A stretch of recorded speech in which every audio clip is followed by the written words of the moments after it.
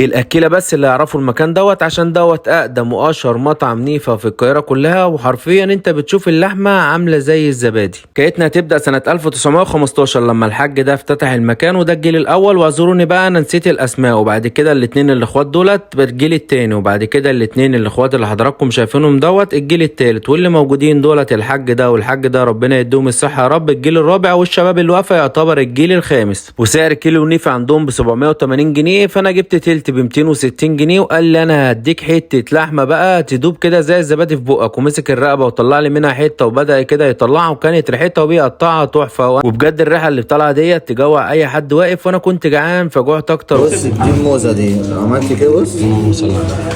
ويلا بقى نخش على النيفه اللي دايبه. وبص انا مسكت النيفه، هي عامله زي الزبادي حرفيا، ناعمه بطريقه فظيعه جدا، وطعم السجق عندهم ده خطير جدا. وكانت اول مره ادوق بقى الكبده بالطريقه الجديده ديت، كانت بالنسبه لي تجربه حلوه. بس النيفه خطيره لدرجه محدش يتخيلها. والطبق ده كده هديه من المكان، وبالطبق ده خيالي وتاريخي للناس اللي بتحب الحاجه الدسمه. انت مش هتقدر تاكل اكتر من 3 4 لقم، وانا استمتعت جدا بالمكان الجميل دوت. والمكان ده اسمه نيفا النجاحي في الغوريه، يا ريت تروحوا تجربوه.